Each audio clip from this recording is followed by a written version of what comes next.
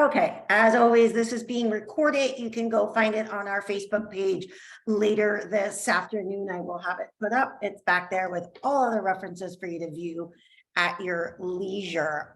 Before we jumpstart in today's topic, I do just want to touch on a few housekeeping things going on. First of all, just a reminder to everybody, we started our competition, the Race for the Gold. It's for 2 months. We're doing it through February and March. And I sent out the email on it. You are getting points for each new listing taken, each new sales contract written. If you use certified home loans, if you use South Florida Title Associates, and also if you help recruit a new agent into the Parkland office. And the greatest thing about it is you get your processing fee waived. Now you can still charge that to your client. So it's always an extra $300 in your pocket. And everyone can use an extra $300 either a nice dinner or put it towards a trip or whatever you may want if you've been eyeing a new purse or something. So that is going on. Also, I've been reminding you all on March 2nd, we are going to do another live training in the office. Everyone loves coming back live. And this is the one do not miss. This is going to be about how to deliver a bulletproof listing presentation. And you are going to physically watch me give a live presentation where it's going to go over objections that are going to be thrown at me, price objections, objections about lowering my commissions, about how to handle it. We're going to do a little role playing and it's going to be a lot of fun. So do not miss that. Mark that on your calendar. It's going to be March 2nd, 11 a.m. in the Parkland office as always. And just a reminder, South Florida Title is our in-house title company. Not only do they give you and your clients the best service you can receive, they focus on just URG agents, not the outside world. So they consider you a client just as much as your clients. And they do have the lowest fees that there are out there. And they are probably the only title company I know that doesn't have any junk fees, even including a wire fee. And when it comes down to your sellers, they get hit with a wire fee twice. And most title companies, it's $50 here, $50 there, $100 courier fee, a scanning fee, a this fee, a that fee. It all adds up. And at the end of the day, when a buyer's sitting talking about the amount of funds he's got to bring to the closing table, all these things add up and they get upset with you because they didn't know all these fees were going to come. Or if it's a seller, it eats into their profits. And that's the last thing they want to do. And then they start to beat you up on commissions. So it's always great to have the lowest price. Certified home loans, once again, we can beat almost anybody's rates out there. Almost all of the loans that I've done recently, I'm getting same day turnaround, same day approval. We send them incomplete. I get out of underwriting within the same day. So we can give you a real short loan commitment, which is great. We have direct control over when we're ordering the appraisal to get them in and out real quick. And besides that, we also, once again, have the lowest fees. We do not charge an underwriting fee, which almost every other company out there's no loan origination fee. And if the property's the right property and they have the right credit score, we are getting appraisal waivers. Folks, that's huge. That's $500 that you're going to save your client if we can get them an appraisal waiver. Besides the fact, I just saw somebody did a closing, the checks came in the mail. The poor people paid a loan origination fee of 1%. It was a $420,000 loan. That was another $4,200. Then they had an underwriting fee of $1,000. Then they had another $900 processing fee. It's a lot for them to just get into that loan that they wouldn't have had. So if you've got anyone that's out there buying, be sure to have them reach out to me and we'll go over it. But today I want to jump right into our topic and get going. So we've all had those listings that just won't sell. And I'm starting to see it now. There's a lot of stuff that's stagnant in the market right now. As a matter of fact, I have a listing that I thought was going to be a little bit stagnant right now because there's 17 townhomes on the market in that one. But within just 5 days of being on the market, I managed to get her under contract. We just got our first offer today. It's a full price offer. She's going to execute it. And out of 17 homes, and the other ones have been sitting there doing price reduction after price reduction. So I'm going to show you today some reasons why it won't sell. And then I'm going to give you a fix before we go asking that seller for the price reduction. First, let's all start. It's going to start with poor communication. When you're meeting with that seller, you need to communicate with them fully and give them the right expectations. We want them to know exactly what we're doing. The fix to this is setting these expectations extremely clear. Let them know how many listings are in the neighborhood. Let them know how long similar homes are sitting on the market. Your CMA now more than ever has to be completely thorough. It's not just about price. It's about also the competitiveness out there, because we are starting to see these homes sit. And we want to be sure to let them know everything that the buyers are looking for. You know, somebody may say, well, I upgraded this home, but they did it back in the 90s and they still have those oak cabinets, the dark brown granite. That's just not what buyers are looking for right now. So be sure to communicate everything to your client up front, the good, the bad, and the ugly. That's the worst thing we do. Is a lot of people, they don't want to have these hard conversations, so we hide sheepishly. So my first thing really on our list about why a home won't sell is ineffective marketing. And what I mean by this is the first thing that's going to happen if it takes about 2 weeks, 3 weeks of sitting on the market and their neighbors told them they sold within 4 or 5 days, they are going to blame you. They are going to say, well, you're not marketing my home correctly. And the chances are, and I don't mean to call anyone out and make you feel bad, but you're not. Most listing agents take the listing, put it in the MLS and sit back and wait. You're waiting for other people to sell your property. And that is not effective marketing. First, let's look at the listings. I look at them all the time and I think, how are these people listing a home? The listing is incomplete. The remarks section, folks, we have up to 500 characters and they put 50. They don't have the school systems in there. They don't have room measurements. Even for directions, they just say use GPS or nothing at all. And they're not very complete listings. The room measurements, it's a small little thing, but go on Amazon, buy an electronic room device measurer, and it's like 25 bucks and you stand on one end, point it, and it tells you 12 feet.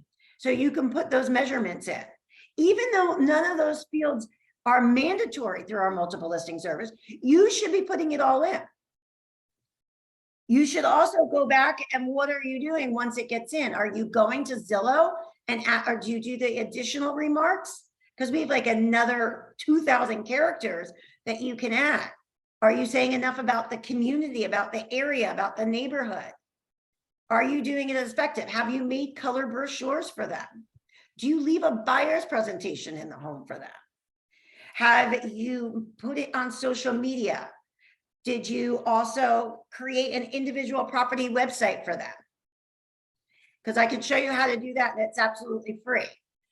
Google the home, what comes up? Because that's what they're doing. They're Googling their home and seeing how many sites that it's on and what's coming up when they Google their home. And they're comparing it to other listings. So they're going to blame you if it's not effective. So the easy fix for this one is just don't be lazy. Take the extra steps, add the schools, the room sizes, add additional remarks for syndications, go to Zillow, realtor.com that you can go in and enhance your own listings. And then once the listings go active and you put everything active, I personally send my clients a link to everything. Here's the MLS link. Here's the Zillow link. Here's the realtor.com link. Here's the link to your personal website that I've created for you. If you want any adjustments, let me know now. Let me know now if you want the pictures rearranged, because this way they can't blame you for the marketing either. Then I like to keep in touch with my sellers. And this is a step I can't strive enough to everybody. I send them 3 times a week, they get an email. Mondays is always feedback from any showings that they've had or open houses. Now, with that, I personally call. I do not rely on people to go into showing time because we all get those emails. And what do? We delete them. You don't want to take the time. So I call agents and get feedback. They're paying me a lot of money to list their house. I'm going to give them the service they deserve. On Wednesdays, I send them an email of any new, active, or pending or sold that's come on in their neighborhood. I want to keep them as well informed as they can about what competition they have. And on Fridays, I always give them I go onto Zillow, I can see how many times it's been viewed, how many times it's been saved. The same with Realtor.com. Realtor.com, I can print them pretty reports right from. I go into the MLS, I do reverse prospecting. I find out how many times realtors have shared it. I find out if their clients have saved it at all. I call those agents if their client has said it and said, hey, your client saved my listing. When can I schedule the showing? I let them know how many inbound inquiries I got for phone calls. I let them know anything they can. So this way I'm keeping that line of communication very well open with them, and they are very well informed. And they do not think for any minute I put it in the multiple listing service and I'm sitting back. Also, ineffective marketing. Are you doing open houses? Do you do a broker's open? First of all, there are great ways for you to generate leads, but it's a service you're giving to your clients. If you do not want to do the open house, just give me a call. I've got agents that'll be more than happy to sit the open house for you. The next on my list is restricted showings. I've always said usually there's really two major reasons why a home isn't going to sell. One is price and one is people can't see it. That is restricted showings. And that's a conversation that leads right back to my initial point, which is be upfront with it and have clear expectations to your seller. The minute they start declining showings, or the minute they say, well, I can only show Tuesday nights and Thursday nights and Saturday mornings, we've restricted it. I also personally try and attend every single one of my showings, but I let the seller know up front, hey, there's going to be times that I have a conflict. However, I'm going to put an electronic monitoring device. You will never, ever see me use a combo on it. So if I can't be there, we still don't miss the showing, because the last thing we want to do is miss the showing, because that one showing may be that buyer that we needed. Remember, the reason why I say is to attend your showings. You just sat on a listing appointment with them and you convinced them that you specialize in this neighborhood and you can sell banyan trails better than anybody else can sell banyan trails, or you've sold so many homes in Aaron Bay and you are the reason they should list with you. You just told them you were the top salesperson. You just told them you know the neighborhood and the area better than anybody else. However, we're going to rely on another realtor to do our job. So this is why I say that. Now, I know sometimes we take listings that aren't in the area and there's no way we can make it when they're an hour away. But if, by golly, you just sat there and explained to them, I am the person in Aaron Bay, or I sell more in this area of Parkland than anybody else, then you better be able to make every showing, or at least 50% of them. The next on my list is low quality photos. I can't even stress this enough. Hire a professional photographer. Do not use your cell phone, any camera you thought you bought, and think that you can do it. Your first showings are online. It's either $150 or $200. You're making $10,000 to $15,000 in commission, if not more. Spend the $150 to $200. It also is a tax write-off. So we all know we need some extra tax write-offs. The first showing you're getting online, we know we share 12 listings with our clients and say, tell me which ones you want to see. How do you think they pick them? They pick them by the photos. And if you don't have a clear photo, you can't get one in the bathroom. Realtors take it with cars in the driveway. You can't see the front. The chances are they may just pass it by. I've also just read a food blog where they said that people go through these food blogs and their first tastes are with their eyes, and before they even taste the food. It's much like that for buying a home. It all starts visually. These photographers will help you stage things, move things around that you might not thought of. If it's a golf course view from a balcony, they're going to be able to get the inside, the lighting, and the outside. We are not professional photographers. Send that drone up.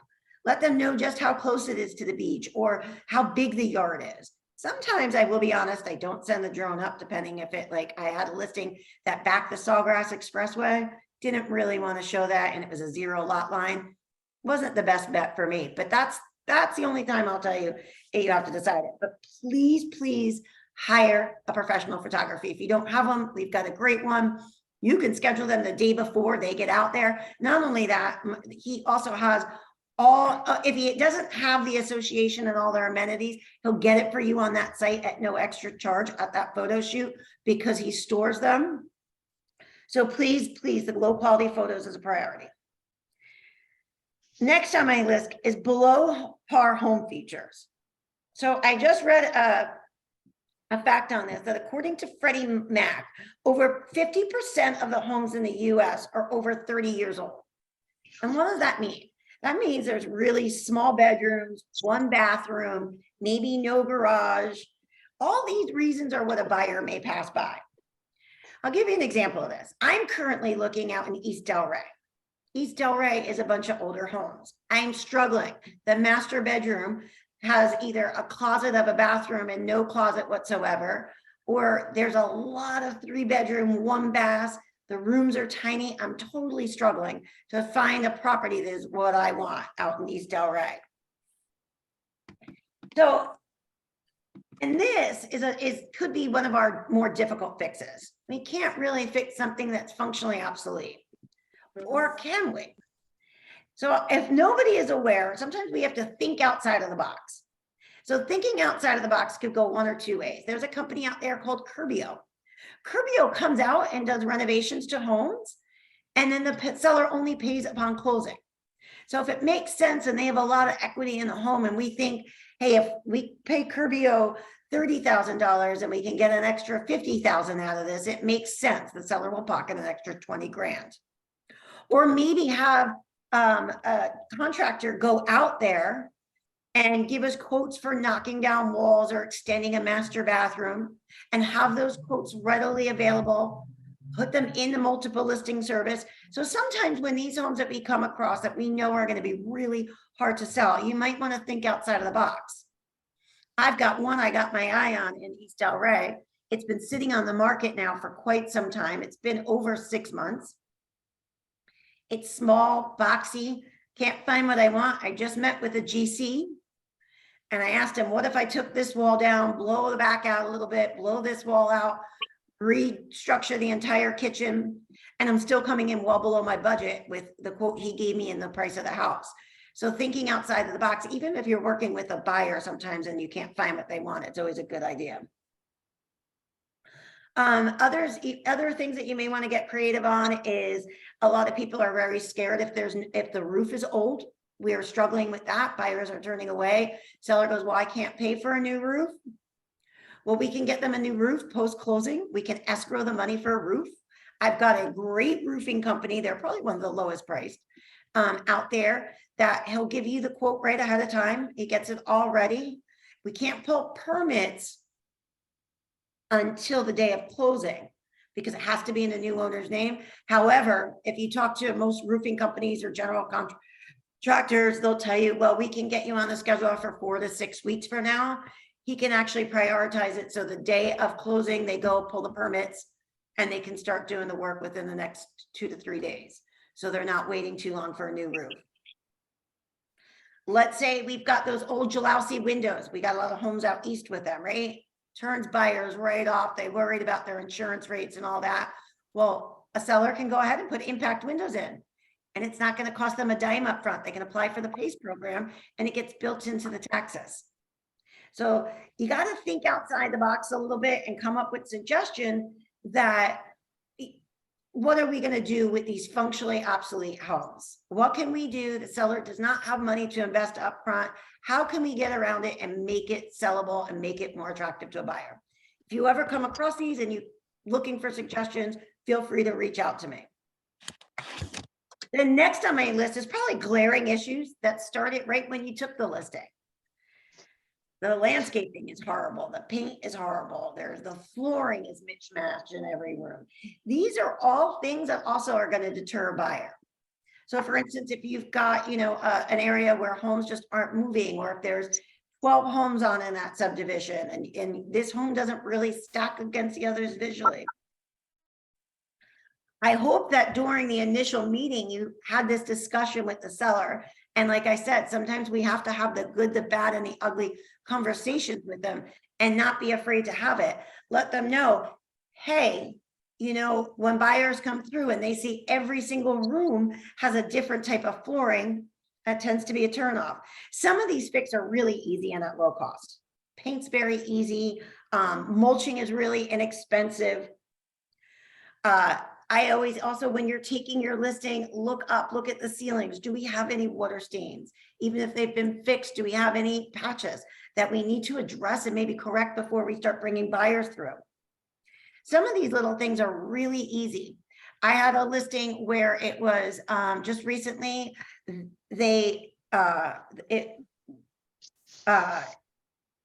it was through the family, they inherited it. The house was just left empty for a while. It was going through probate, but we spent a little bit of time. We took down all the AC vents. We soaked them in bleach, put them back up, spray painted some, made sure we dusted all the popcorn ceiling. We hired professional cleaners to come through. We gave a flooring credit because it was old carpeting that needed. So you have to get a little creative. Some of it is just clutter. When you walk into some of these people's houses, they have a lot of clutter. We've all probably had that person that has pictures of their kids from preschool through college and their wedding pictures all up the stairwell, and it's very overwhelming for a buyer. That's an easy fix. Go to U-Haul, buy a bunch of boxes and some packing material and drop it off to them. They got to start packing anyway, right? So make it a little bit easier for them. And it's a little bit nicer of a way to say to them, you got to take all these photos down. Say, hey, let's get a jump start on packing and give the buyer a chance to visualize themselves and not your family living in the house. So these glaring conditions are really easy. You might have a great handyman you want to align yourself up with. I recently had a listing where her dogs ate around all the baseboards and chewed it up. Well, replacing all of those baseboards could have been very costly, but instead he came out with wood filler, filled them, sanded them, and repainted them. And for a couple $100, the baseboards look perfect. Nobody could tell that the dogs had gnawed on them. So these are some ways to fix that. The next is high HOA fees or taxes. Some of these communities like Parkland Golf and Country Club, people are turned off by those, or maybe the taxes are extremely high. They didn't homestead or something in it along that, or maybe they have a big seller capital contribution. So the home isn't selling. I did one recently. It was a 2-bedroom condo, $200,000, but there was a security deposit of $3,000. Well, for a lot of buyers coming in with that price point are putting first-time home buyer 3% down or going FHA 3.5% down. That $3,000 is a make it or break it for the community. So instead of maybe lowering the price, keep your price exactly where it is and say that the seller will pay for a year of HOA fees. The seller is going to credit $3,500 towards taxes. The seller will credit at time of close the security deposit or the capital contribution in the neighborhood. Because if you're looking at an area, and I had a realtor come to me just yesterday, looking in Kings Point, they have a capital contribution. Condos are about $160,000. So we know right there that capital contribution is, there's a lot of homes on the market in Kings Point. But out of all those homes, if you think that your seller is the only one offering right in the remarks, seller will pay capital contribution. Guess which one buyers want to see first? They're going to be swayed towards that one and the other one, other than lowering the price. So these are some creative ways, well before you start talking about price reductions, to get around why the home will not be selling. So that's pretty much what's on my list for today. And as always, I like to keep you 20, 30 minutes tops. So I hope you did find these helpful. If you have any questions, concerns, or conundrums, be sure to reach me outside of this call. Do not forget about our Race for the Gold competition. Pot of Gold is no processing fees. They're completely waived by URG for you. You can still charge your client and still have them right in your pocket. Or if you have a client you don't want to charge them for, we'll waive them completely for that transaction. It ends on March 31st. It started February 1st. You get credit for any new listings, new sales contracts. If you use South Florida Title Associates, if you use Certified Home Loans, and if you get a new agent recruited into the Parkland office. And yes, should you take one new sales contract, use South Florida Title Associates and use Certified Home Loans, you get points for all 3 of those, just so you know. But you have to submit all these to me. I'm not gonna go chasing down to see who did what. Your job is to make sure you can send them into Park Creek at urgfl.com, and I will keep track of it. I did send out a flyer to everyone so you can see what the point structure is, but you can reach me outside of that. And do not forget, mark your calendars, clear the time, make time for it. On March 2nd, we will be meeting live again for a training. It'll be how to deliver a bulletproof listing presentation. I promise you, if you follow this, you will never lose out on a listing. You will never have to lower your commission, and you will never fight for the price. And the reason I always like to emphasize with some of these is taking overpriced listings or having a listing that won't sell and having it sit there could be career ending. And the reason I say this to every agent, when that seller is moving in social circles, they've told their friends, their family, their coworkers, yeah, I listed my house. A couple of weeks later, their friends, their family, their coworkers, hey, did you sell your house? No. I'm going to ask you why you think they're going to tell their friends and family and coworkers they didn't sell the house. Do you think they're going to say, well, I was ridiculous and priced it overpriced, or I didn't paint my house and clean it up and it's dirty, or I won't let people in, or I only have one bathroom and buyers don't want it? They are never going to tell them that. What they're going to say is, my realtor sucks. My realtor isn't marketing it correctly. I made a bad decision. That is exactly what they're never going to admit any other reason. If you have a sign in the front yard and the neighbors drive by it over and over and over again and go, God, I can't believe that home is still for sale, they're never going to go, well, they had it overpriced, or their home was so outdated. The home shows horrible. They're not letting anybody in the home but on Saturday afternoons. They're never going to think that. They're going to think, oh gosh, that realtor can't sell a home. So this is why I say it's crucial that we get our listings sold and not let them. And we also know what also happens is they become stagnant on the market. Once the realtor starts to go through and you see that it's been sitting on the market for 120 days, you think, well, there's something wrong with that listing, and you tend not to sell it, send it over to your client. It's the perception that it is. It may not be the reality, but it's the perception. So this is why I really hope that you this training and apply it to your business. And like I said, if you've got any questions, concerns, you can always contact me outside of this. But just so you know, reminder, we will be doing this every Thursday, same time, same station. I'll bring you something new every week, and we're going to keep trying to do some live ones. As of now, we have the one for March 2nd, and then we'll probably do one at the end of April. I do want to thank everyone for joining me. And once again, go out there and make it a great day.